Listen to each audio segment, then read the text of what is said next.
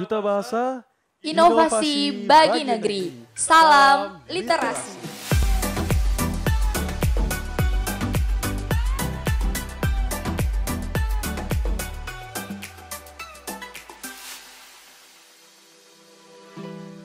Halo, selamat datang di traju.id. Sekarang kita sudah ada podcast dan untuk guest star kita pada hari ini, kita kedatangan tamu spesial dari Duta Bahasa Kalimantan Barat. Yeay! Nah, jadi sebelum kita ngobrol-ngobrol nih panjang lebar, perkenalan dulu kali ya dari abangnya coba. Baiklah, terima kasih atas kesempatannya terlebih dahulu. Perkenalkan, nama saya Oren Rianto, biasa dipanggil Oren. Saya sekarang berusia 24 tahun. 24 tahun, saya masih berkuliah di Universitas Tanjung Pura di Kalimantan Barat di Prodi Hubungan Internasional. Kegiatan sehari-hari untuk saat ini pastinya masih mengerjakan skripsi. Dan juga masih tergabung dan juga aktif dalam berbagai organisasi seperti salah satunya Kampung Inggris Purnama. Seperti itu. Keren-keren. Kalau kakaknya? Oke, perkenalkan nama saya Oktavani Yeni, biasa dipanggil Yeni. Saya baru saja menyelesaikan pendidikan S1 saya di Fakultas Hukum Universitas Tanjung Pura Pontianak. Jurusan yang saya ambil Hukum Tata Negara. Untuk kegiatan saat ini, saya sudah mulai bekerja di salah satu perusahaan swasta yang ada di Kalimantan Barat. Kita ngomongin tentang Duta Bahasa, ngundang Duta Bahasa. Mungkin banyak yang nggak tahu nih, Kak, Bang, Duta Bahasa itu apa sih, siapa sih, dan apa sih tentang Duta Bahasa itu gimana gitu. Siapa nih yang mau jelasin, abangnya atau kakaknya? Kita bicara mengenai Duta Bahasa. Nah, Duta Bahasa itu adalah sebuah ajang pemilihan yang diadakan oleh Badan Pengembangan dan Pembinaan Bahasa untuk memilih generasi muda sebagai figur-figur untuk mengkampanyekan dan mensosialisasikan penggunaan bahasa Indonesia yang baik dan benar. Seperti itu, Kak. Mungkin kakak sudah mengerti apa itu penggunaan bahasa Indonesia yang baik dan benar? Oh, gimana tuh, Kak? Baik, saya jelaskan ya. Jadi penggunaan bahasa Indonesia yang baik dan benar. Yang baik artinya sesuai dengan lawan bicara kita dan juga sesuai dengan situasinya. Mungkin kalau misal kita di luar berbicara sama kakak sebagai teman saya, misalnya sebagai teman saya, mungkin saya menggunakan bahasa yang tidak formal. Kan tapi ada saatnya kita menggunakan bahasa yang formal di situasi tertentu.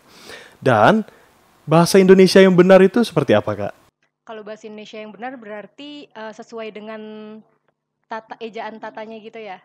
Benar sekali, Kak. Sesuai dengan... Ayo, apa, Kak? Sesuai dengan kata apa tadi, Kak? Sesuai dengan ejaan dan tata bahasanya. Bahasa Indonesia yang benar itu adalah sesuai... gimana, Kak? Aduh, kakak jadi dengan kaidah kebahasaan. Jadi kalau misalkan kita bilang enggak, itu baik atau benar atau baik dan benar? Enggak. Berarti lawan bicaranya dengan siapa nih, Kak? Kita lihat dulu. Lawan bicaranya siapa nih? Oh, jadi tergantung juga. Iya, Kakak. Benar, Kak. Jadi kalau misalnya kita lagi pidato nih, kita bicara lagi pidato atau lagi membuka atau jadi narasumber di suatu acara, kata enggak berarti bisa dikatakan kata-kata yang tidak baku. Tidak, ya. Jadi kalau misalnya kita bicara dalam situasi yang tidak formal ya, misalnya kita lagi bicara dengan teman sih sehari-hari di ruang kelas, pakai kata enggak, itu baik. Itu baik ya, benar baik karena situasinya tapi tidak benar. Karena yang benar itu tidak. Karena tidak sesuai Belum dengan kaidah. tentu baik belum tentu benar dan benar belum tentu baik. Seperti itu. Kalau benar belum tentu baik, contohnya gimana? Benar belum tentu baik. Berarti dalam situasi ini kita lagi ngomong, saya sekarang contohnya kayak lagi bicara sama Oren di ruang kelas ya, Ren lah. Iya, di ruang kelas. Contohnya kayak gini. Abang, apakah sudah makan? Kayak gitu. Jadi situasinya itu tidak tepat gitu, Kak. Kita lagi bicara dalam kondisi yang kita bisa katakan santai ya gitu ya. Jadi kita bisa menggunakan bahasa-bahasa yang kita kategorikan sebagai bahasa yang baik. Seperti itu. Bahasa yang baik adalah sesuai dengan lawan bicara dan juga sesuai dengan situasi. Jadi kalau beli sayur juga apa? Ya. Jadi logikanya kalau kita lagi beli sayur nih, ketemu sama pembeli nih kan, kita mau pakai bahasa Indonesia yang baik dan benar misalnya. Ibu, apakah ini benar, Bu? 1 kilonya 30.000. Ini ada kalau ketemu sama pembelinya kita itu langsung diusir. Jangan belanja lagi ya besok di sini seperti itu, Kak. Jadi sesuai dengan lawan bicara kita ya. Kalau misalnya kita mau beli sayur paling bang berapaan bang itu. Tapi kalau misalnya bahasa Indonesia yang benar yang pastinya harus sesuai dengan kaidah kebahasaan. Berarti kalau ikut duta bahasa berarti harus jago bahasa Indonesianya gitu ya? Kita katakan tidak ya Kak Bang ya. Tidak. Jadi karena dari duta bahasa inilah kita belajar gitu kata-kata bahasa Indonesia yang baik dan benar itu seperti apa. Kami sendiri pun menyadari bahwa masih terdapat banyak kekurangan yang kami miliki. Jadi duta bahasa ini merupakan wadah bagi kami untuk membentuk diri supaya tahu nih Kak bahasa Indonesia yang baik dan benar itu seperti apa sih. Dan juga pastinya kami di sini menjadi pelopor kebahasaan yang menjadi role model juga bagi kaula-kaula muda dan juga bagi masyarakat dalam penggunaan bahasa. Seperti itu, Kak. Ini mungkin nggak ditanya di sesi interview yang lainnya. Kalian udah berapa kali interview setelah menjadi duta bahasa? Ngitung nggak? Kalau misalkan di secara tatap muka mungkin kita baru ini yang kedua ya. Ini interview apa nih Kak untuk mengisi di media-media gitu? Media gitu. Keempat kali atau ketiga ya? Kalau berduanya itu kedua kali. Kedua kali ya ini. Kalau yang sendiri-sendiri sih beberapa kali udah sih Kak. Tapi tidak dihitung kayak gitu. Oh, oke. Jadi yang membedakan duta bahasa dengan duta-duta lainnya apa? Selain memang tujuannya beda kan, ini untuk mengkampanyekan bahasa. Ada perbedaan lain nggak? Baik, kalau misalkan untuk tujuannya, apa sih tujuan diadakan duta bahasa pastinya kan? Yang kami di sini adalah merealisasikan Trigatra Bangun Bahasa. Yang pertama, mengutamakan bahasa Indonesia. Yang kedua, melestarikan bahasa daerah. Dan yang ketiga, menguasai bahasa asing. Dan juga apa sih pembedanya dari duta-duta lain? Kan banyak nih di Kalimantan Barat ya duta-duta lain seperti Bujang Dara dan juga ada Duta HIP juga dan lain sebagainya. Apa sih membedakannya? Yang saya juga pada tahun 2019 itu terpilih menjadi runner-up 1 Bujang Dara Gawai tahun 2019. Dan yang saya lihat perbedaannya ya kalau misalnya di Duta Bahasa ini tidak melihat secara fisik. Tidak melihat secara fisik, yang diutamakan itu bukan fisik akan tapi bagaimana sih cara mengayomi dan juga bagaimana menjadi seorang yang bisa mempengaruhi orang lain dalam penggunaan bahasa tentunya. Ada juga nih Kak tambahannya nih Kak. Ini kalau menurut saya secara pribadi ini merupakan keunikan ya dari duta bahasa itu sendiri. Kalau kita melihat pemilihan-pemilihan duta-duta lainnya itu kan biasanya walaupun cewek dan cowok pergi tapi kan tetap yang dinilai itu pribadi ya. Pribadi. Tapi kalau di duta bahasa itu kita perpasangan Kak. Oh, gitu. Iya, jadi kalau misalnya Yeni bagus, Oren kurang misalkan sama aja, berarti ini kurang. Dan begitu juga sebaliknya kalau Oren bagus, Yeni kurang, berarti ini juga Oren juga menjadi kurang. Jadi seperti itu Kak. Jadi kita penilaiannya itu keseluruhannya itu berpasangan, nggak ada yang sendiri. Penilaiannya yang di sini kah atau yang di nasional? Untuk Di di nasional, nasional. Kak. Kalau Iya. di provinsinya kami sendiri-sendiri Karena dan masih ini ya, Ren, ya, pemilihan ya iya karena masih pemilihan. Dan di nasional itu kita bagaimana caranya kita menyatukan pikiran dan bagaimana caranya kita supaya lebih kompak. Iya, Seperti artinya itu. kita kemarin membangun chemistry ya Ren ya, Membangun supaya chemistry. bisa kompak gitu buat Jadi turun ke kita nasional. bisa dikatakan pacaran tapi tanpa status. Oh iya, hubungan Pacaran tanpa status ya. hubungan tanpa Iya. status ya. Oke. Nah, kalian kan udah beberapa kali interview juga nih, beberapa kali ngobrol gini di media di online maupun offline gitu. Ada nggak sih yang belum diceritain tapi kalian mau ceritain gitu pengalaman kalian yang di sini di daerah maupun di nasional ketika menjadi duta bahasa? Baik, mungkin siapa dulu? Mas saya. Kalau misalkan yang belum diceritain, mungkin pengalaman pertama kali daftar duta bahasa. Jadi pertama kali saya daftar duta bahasa itu sebenarnya saya mendapatkan informasi dari grup di WhatsApp, di grup WhatsApp Kampung Inggris Purnama. Jadi saya kebetulan adalah salah satu volunteer atau tenaga sukarelawan dari Kampung Inggris Purnama, dan mereka memberikan poster duta bahasa. Wah, ini boleh juga nih duta bahasa nih. Bagaimana sih caranya menjadi seorang duta bahasa itu? Saya tanya-tanya ke teman saya yang merupakan juara 2 tahun 2019. Namanya Jimmy Rojas.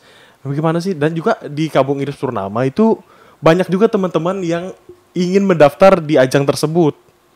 Itu untuk kalau misalkan berbicara tentang persiapannya mungkin hanya kalau Oren pribadi itu selama 2 hari.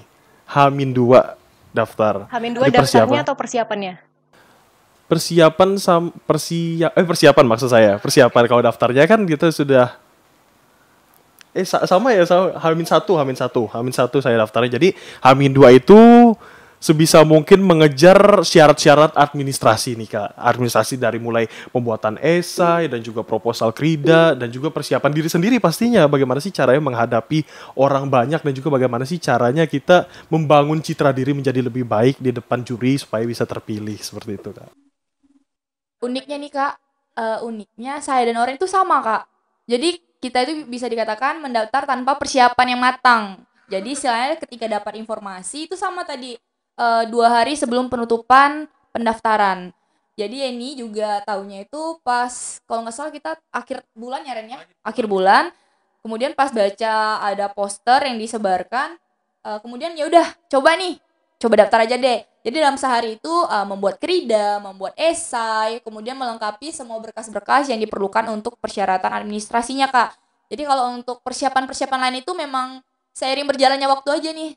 Pada saat udah pemilihan ya udah kita sambil persiapannya di sana. Jadi kalau kita bilang ada nggak sih persiapan? Karena sering sekali nih Kak ditanyain, kamu persiapannya gimana gitu kan kayak oh kalau ini selalu bilang kalau ini tuh nggak ada persiapan yang matang untuk pemilihan duta bahasa ini gitu. Jadi memang spontanitas ya Ya Ren spontanitas. kayak Jadi gitu. misalkan besoknya itu presentasi krida, Ya, malamnya kita baru belajar benar-benar belajar. apa sih yang kurang, apa sih kekurangan dari krida kita ini, apa sih yang bisa membuat nilai jual krida kita ini menjadi lebih tinggi. Dan juga untuk bakat, uniknya juga saya bakat itu Hamin 1 semalam. Jadi kan kita seiring berjalannya waktu malamnya. Jadi sebelum besoknya tampil malamnya kita mikir apa ya bakat nih, kayak bagusnya gimana ya supaya bisa mengambil hati juri, supaya bisa memilih kami seperti itu. Kalau misalkan itu kan buat yang di sini ya Kak ya, di Duta Bahasa Kalimantan Barat. Kalau pas di nasional ada cerita unik nggak nih yang belum tersampaikan gitu? Banyak banget. Banyak banget. Jadi yang pastinya yang uniknya di sana itu namanya kita masih di masa pandemi seperti ini kan. Jadi kami pergi ke Jakarta itu nggak bisa keluar Dari hotel. Iya. Jadi kami di dalam hotel. Jadi seperti kayak kita di lomba di tingkat provinsi juga. Tapi kami di dalam hotel aja gitu. Kami nggak ngerasain Jakarta gimana sih. Paling cuma ngeliat dari jendela ya. Karena kami memang ketat dibatasi juga. untuk keluar Kak. Seperti itu. Batasi ketat. Kami menggunakan masker pastinya dan juga yang paling senangnya sih makan 3 kali sehari ya. Oh ya itu pasti sangat Oren luar sih yang biasa senang. sekali. Selalu saya batasi Oren, ingat ya baju malam final nggak muat Ren ya. Baru berhenti kayak gitu. Ya. Dan juga ketemu teman-teman yang sangat luar biasa pasti ya. Itu Iya, saya memandang wah, ini tingkat nasional, ini juara-juara dari setiap provinsi. Iya benar. Mereka saya aja merinding loh ngelihat cara mereka berbicara. Mereka berbicara itu nggak ada ngomong jeda-jeda gitu mereka, tapi lancar. Mereka seperti terlatih dalam berbicara. Ada pernah juga ya dari Sumatera Barat ya yang jadi pembicara itu di udah prestasinya internasional Mereka gitu. Jadi prestasinya orang-orang rata-rata. hebat deh Kak kayak gitu. Benar ya Ren ya? Terus kita kalau bicara masalah pengalaman nih Kak. Dan ini pengalaman yang ini dan orang rasakan. Jadi selama mengikuti karantina di sana, itu di hari kedua itu ini sakit Kak. Jadi mengikuti kegiatan itu memang lagi kondisi yang kurang fit, apalagi ditambah dengan pandemi COVID-19. Jadi ini pikiran nih kayak udah amburadul nih Kak. Waduh ini sakitnya juga pilek, batuk, demam. Itu kan kayak udah pikirannya udah takut kan Kak kan. Karena kita juga dalam kondisi ikut acara yang ramai gitu kan dalam suatu itu. Walaupun kita memang diwajibkan menggunakan masker. Nah tapi di samping itu mau nggak mau ya ini harus tetap apa ya mengikuti ya semua mengikuti kegiatannya karena itu sudah kewajiban. Nah di sana itu bisa dikatakan bahwa misalnya kita kan tidur ini nggak jelas kiranya jamnya berapa gitu kan karena juga waktu istirahatnya terbatas. Nah itu pernah hampir ada 1 hari itu mau drop. Jadi kita itu tidurnya jam 12 malam habis latihan koreo. Dan itu kalau nggak ada obat itu benar-benar kayaknya besok paginya nggak bisa ikut kegiatan. Jadi selama karantina di sana bahkan sampai pulang kemarin masih sakit Kak. Jadi iya beneran. Puji Tuhannya kita nggak ini ya Ren ya. Nggak sia-sia. Nggak sia-sia, Iya puji kayak Tuhan, gitu ya. sih. Kalau melawan orang-orang yang sangat luar biasa dari setiap provinsi itu luar biasa sih. Yang paling penting itu kami mendapatkan relasi sih pastinya. Mendapatkan relasi dari teman-teman dari setiap provinsi. Jadi kami kalau misalnya mau ke Sumatera Barat, mau ke Sulawesi, mau kemana ada relasi. Tapi kalau Duta Bahasa ini sudah 33 provinsi berarti? Semuanya sudah ada atau ada yang belum ada nih provinsinya? Sudah semuanya Sudah ada, semuanya ada. tapi tahun ini ada yang tidak mengirimkan ya Ada, Ren ya. Ya ada beberapa provinsi yang tidak mengirimkan. NTT ya? Ya kalau nggak salah Provinsi NTT, ya tidak karena mengirimkan. memang di provinsinya tidak ada melaksanakan pemilihan, akhirnya di nasional memang tidak diikutsertakan seperti itu. Di sana kalian bawa program apa nih? Iya. Unik ya kayak kalau kita bahas ya. 2 anak lebih baik kami. Itu kami Ren, beda Ren, beda. Iya, beda. Itu programnya beda ya Ren. Jadi kami membawa program yang kami beri nama Harta Biak.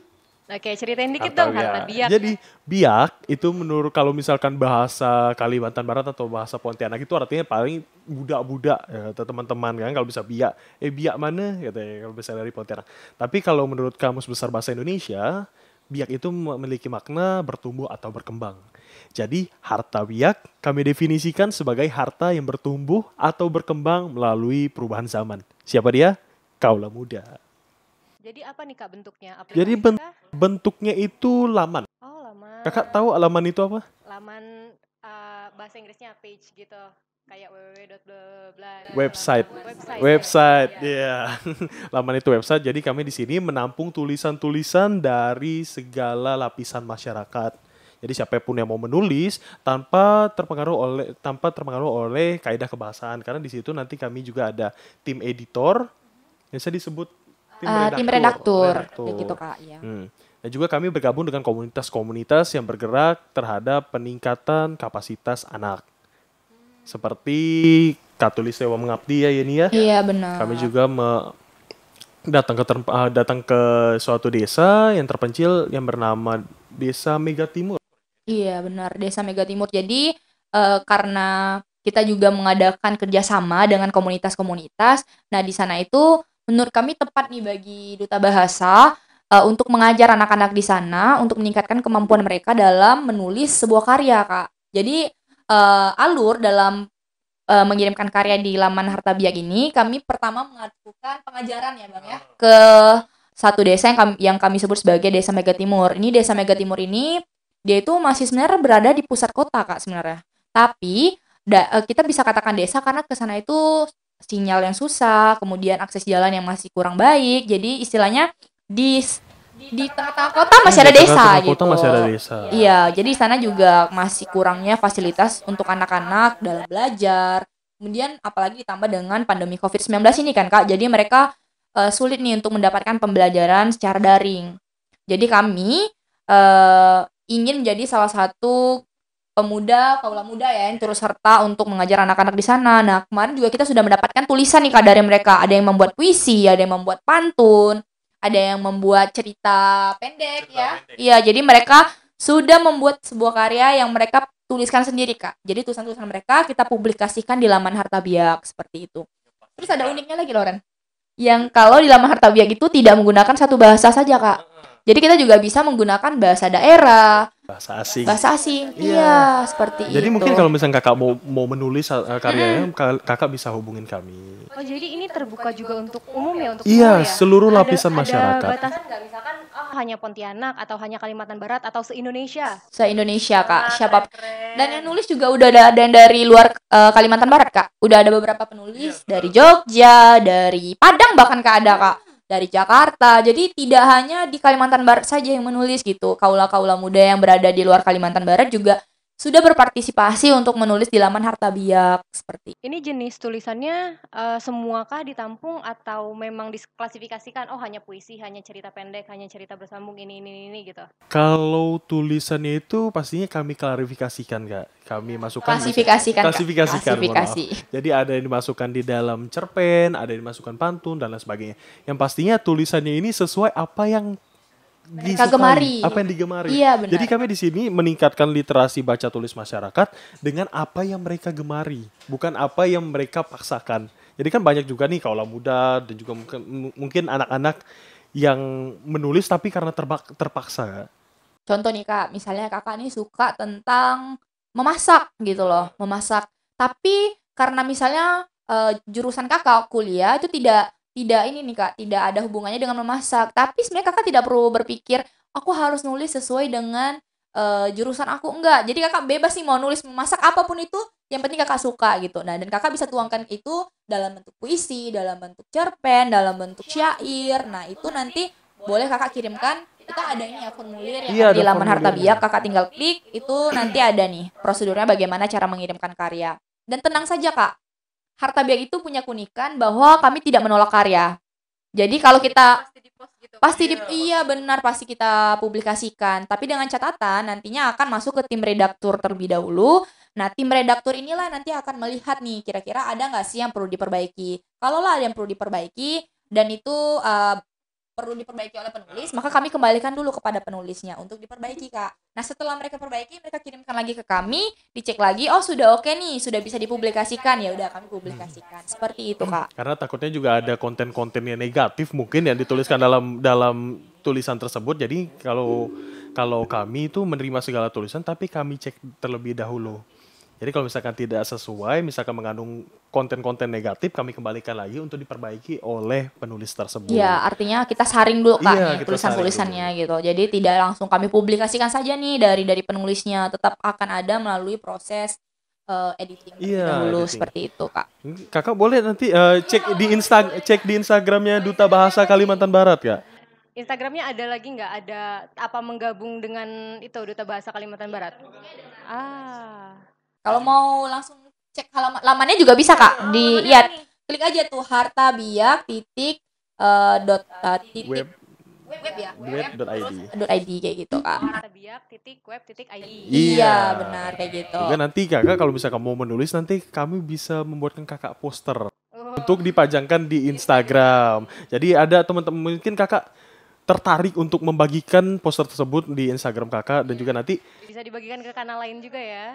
juga jadi orang-orang dan juga para pengikut kakak di Instagram itu bisa tertarik untuk menulis juga, dan juga pastinya meningkatkan kebanggaan tersendiri bagi kakak kan. Ya, jadi unik nih, kita bisa kita bisa menulis apa saja yang kita mau atau yang kita geluti saat ini. Terus itu bisa dalam 3 bahasa ya, Kak ya. Bisa bahasa daerah, bisa bahasa Indonesia, bisa bahasa internasional. Berarti bahasa internasional bisa bahasa Inggris, bisa bahasa Perancis, bisa bahasa Jerman, bisa bahasa Pokoknya apa yang kita kuasai, Kak, bisa dituliskan. Nah, seperti itu. sekali. Apalagi ya? Aku mau tanya deh, kan kalian nih berkali-kali nih wawancara kayak gini. Apa sih perasaan kalian? Saya dulu ya. Iya, boleh Kalau banget. misalkan perasaannya, kalau di awal kali kami diwawancara pastinya tegang. Di awal pertama kali kami diwawancari tegang, tapi lama kelamaan makin lama kelamaan kami berlatih berbicara dan juga berlatih diwawancari, ya enjoy, santai, terbiasa, jadi nyaman. Itu sangat luar biasa sekali pastinya. Kita yang sebelumnya bukan apa-apa sekarang bisa menjadi suatu penggebrak dan juga garda terdepan bagi kaula muda pastinya. Kalau Kakak? Setuju sih dengan Oren, kalau di awal juga pasti kita bakal ada perasaan deg-degan nih kan, Kak kan. Tapi lebih kepada topik yang akan kita bahas sih apa gitu kan. Kalau kita sudah menguasai topik, pasti yakin sih diskusinya bakalan ngalir aja, itu pasti bakalan asik gitu, Kak. Tapi kalau kita nih dikasih topik yang berat dan kita tidak paham, itu bakalan jadi beban nih. Ini nanti ditanya apaan, saya paham atau enggak ya, pasti kayak gitu bakal mikirnya. Tapi sejauh ini kita selalu diberikan topik-topik yang memang sudah kita kuasai, dan tapi kita kepengen sih ya nanti Eren ya kedepannya kalau misalnya ada yang mengundang tapi dengan topik yang kira-kira Topik agak yang lebih berat lagi, yang iya deh, kayak maksudnya lebih asik itu gitu ya lebih kita asik juga bicara. sih, boleh juga sih kayak Ya, mengetes misalnya- pengetahuan kita dan juga betul bagaimana betul cara kita sekali berbicara. seperti itu, Kak. Tapi kami senang sih karena adanya kegiatan kita seperti ini juga melatih kami nih dalam berkomunikasi, karena kan yang namanya komunikasi, ilmu komunikasi kalau tidak terus kita latih maka akan tidak akan semakin baik, malah semakin buruk ya, karena tidak dilatih. Bahasa itu kan, Kak, akan terbiasa apabila kita terus menggunakan. Dengar Eren Seperti ya. otak juga, kalau tidak dilatih maka akan tumpul seperti itu. Iya, diasah ya. Pernah nggak kalian misalkan sudah menggunakan bahasa Indonesia nih, tapi lawan kalian ya udah nggak usah lah ngomong bahasa Indonesia gitu. Pernah nggak sih? Sering sih, Kak, kayaknya bertemu dengan orang seperti itu pasti pernah, Kak. Karena gini, kayak kalau kita berbicara mengenai bahasa Indonesia, tidak bisa kita pungkiri bahwa saat ini kan kita juga memiliki bahasa daerah nih, Kak.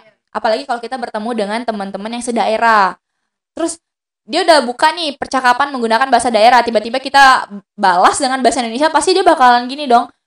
Kok ini contoh, kenapa pula kau balas pakai bahasa itu? Nah, kami ini ngomong santai ya kali, tak usah kayak gitu. Pasti kan kayak gitu nih, Kak, bakalan ngarahnya ke situ nih. Cium ye, pasti tuh itu bahasa-bahasa seperti itu tuh biasanya tidak bisa kita elakkan. Tapi perlahan bagaimana kita meyakinkan bahwa baik nih menggunakan bahasa daerah, tapi kita tidak boleh lupa bahwa bahasa Indonesia merupakan identitas kita nih Kak, dan juga merupakan bahasa pemersatu antara suku dan bahasa bangsa ya. Iya, jadi bahasa Indonesia itu tetap harus kita utamakan, tapi tidak membuat kita lupa akan bahasa daerah gitu. Kita tetap melestarikan bahasa daerah kita. Seperti itu sih Kak. Jangan so iye dulu. Kalau misalnya kita kan kita berbicara, kalau ada juga pengalaman orang itu sendiri. Pernah ada yang bilang atau ngajak orang berbicara itu menggunakan bahasa daerah. Tapi kan orang menggunakan bahasa Indonesia kan. Jangan so iye dulu. Makanya gitu ya, padahal orang daerah tapi jangan so iye dulu. Jadi sepertinya ya itu tadi balik lagi ke bahasa Indonesia yang baik dan benar seperti apa, bagaimana cara kita berbicara dengan lawan bicara kita. Atau memang karena ada fenomena itu jadi ada duta bahasa. Bisa dikatakan seperti itu Kak. Ah. Nah, saat ini juga kita kan melihat bahwa pengaruh dari budaya-budaya asing sudah banyak ya Kak ya. Bahkan kita bisa melihat menjadi dominan nih. Mungkin anak-anak lebih tahu BTS, lebih tahu pokoknya yang dari luar One deh, Direction Yonglek, gitu ya. ya, Yonglek lebih tahu One Direction. Tapi kalau udah kita tanyakan, tahu nggak Ki Hajar Dewantara itu siapa? Tahu nggak Insinyur Soekarno itu siapa? Itu kita bisa coba tes ya. Mungkin kita melihat anak-anak dari nggak usah banyak deh Kak, 10 anak aja yang memang masuk sebagai anak-anak milenial ya.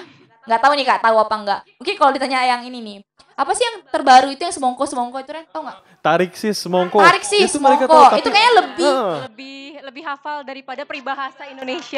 benar Kak, setuju banget. Jadi inilah kali ya yang membuat Badan Pengembangan dan Pembinaan Bahasa itu membuat suatu pemilihan itu duta bahasa, karena kita sebagai kaula muda akan lebih mudah apabila kita mengajak sesama sebaya kita gitu Kak untuk mengajak kaula muda yang lainnya.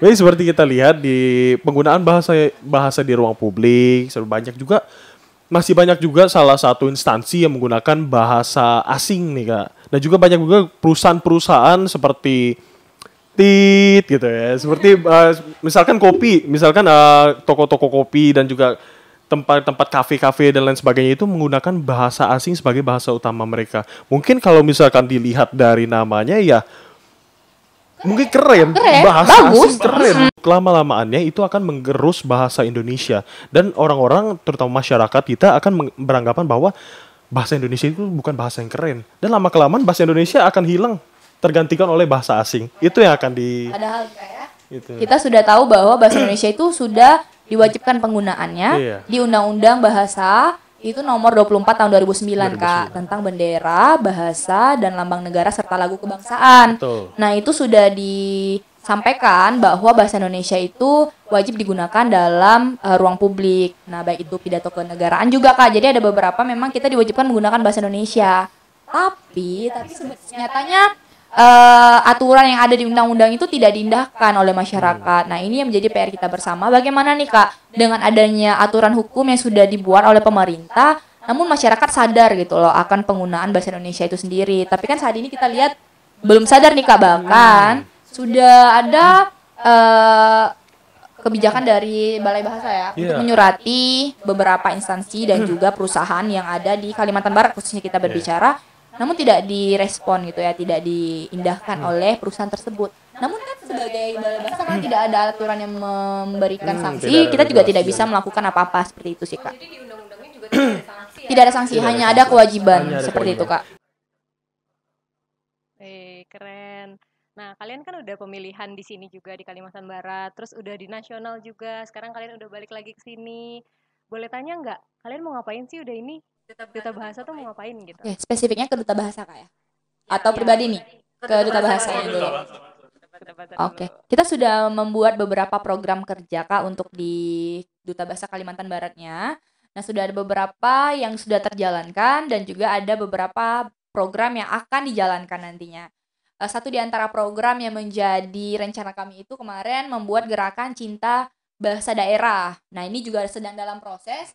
Hampir jadi ya Ren ya jadi nantinya Kak kita akan membuat sebuah video ini mana di dalam video itu untuk mengajak terutama kaula muda untuk melestarikan kembali nih bahasa-bahasa daerah khususnya di Kalimantan Barat, karena kita tahu Kak bahasa daerah itu banyak sekali ya. Bahkan survei terbaru dari Badan Pengembangan dan Pembinaan Bahasa itu ada 714 bahasa. Iya, se-Indonesia, dan itu juga Kalau untuk Kalimantan Barat spesifiknya nggak ada Kalau tidak salah kemarin spesifiknya itu ada di angka ke 57. 57 di Kalimantan di Barat. Kalimantan Barat. Oke, kayak gitu. Jadi di Kalimantan Barat itu juga sudah dikategorikan cukup banyak Kak ya, karena kan juga kalau kita bicara mengenai etnis. Untuk Dayak sendiri aja nih Kak, Dayak itu juga nggak cuma satu bahasa gitu loh. Bahkan orang juga bahasanya beda ya dengan bahasa Saya Yeni. Dayak Kanayan, kalau Yeni Yeni itu Dayak Dayak sini. Lebang Nado. Jadi beda gitu Kak, bahasanya beda. Sama-sama Dayak tapi bahasanya beda gitu. Karena beda desa, beda daerah kayak gitu. Beda lagi bahasanya walaupun dalam satu suku yang sama. Kayak gitu Dayak. Kak. Mungkin orang luar memandang kalau misalkan suku Dayak Kalimantan Barat itu memiliki satu bahasa yang sama, akan tapi berbeda. Itu sangat luar biasa sekali kekayaan yang kita miliki sebagai masyarakat Indonesia. Kemudian apa nih Kak? Kemudian yang keduanya ini lanjut yang tadi ya Kak ya. Lanjut. Kemudian yang kedua tadi kalau kita bicara program, kami juga terus melakukan pengajaran ya Ren ya untuk anak-anak. Nah, nantinya juga akan semakin memperluas jaringan, relasi dan akan bekerja sama, berkolaborasi dengan komunitas-komunitas lainnya. Saat ini kita sudah bekerja sama dengan 2 komunitas ya Ren ya. Katulistiwa Mengabdi dan Aku Belajar. Dan Iya. langkah selanjutnya kami rencana akan menjalin kerjasama juga dengan Kampung Inggris Purnama untuk menjalankan program kami dan juga pastinya untuk memperkenalkan bahasa Indonesia ke seluruh masyarakat. Ya, makasih banget Kak Oren, Kak Yeni. Ada pesan nggak nih sebelum saya tutup? Ada pesan nggak? Pesan nasi goreng. Oh, nggak boleh ya. Dari Kak Oren sendiri buat kaula muda agar tetap semangat lah, apalah gitu. Untuk pesan para kaula muda, yang pastinya kaula muda ini sangat mudah tergerus oleh globalisasi pastinya. Dalam penggunaan bahasa, banyak sekali kaula muda lebih suka menggunakan bahasa gaul. Memang kalau ditanya apakah menggunakan bahasa gaul itu salah? Menurut kakak bagaimana? Tidak. Tidak. Banyak yang menggunakan. Iya, memang kalau misalkan menggunakan bahasa gaul tidak salah. Akan tapi suatu saat kita akan menggunakan bahasa Indonesia yang formal seperti ujian skripsi, sidang. Kita pasti menggunakan bahasa yang formal.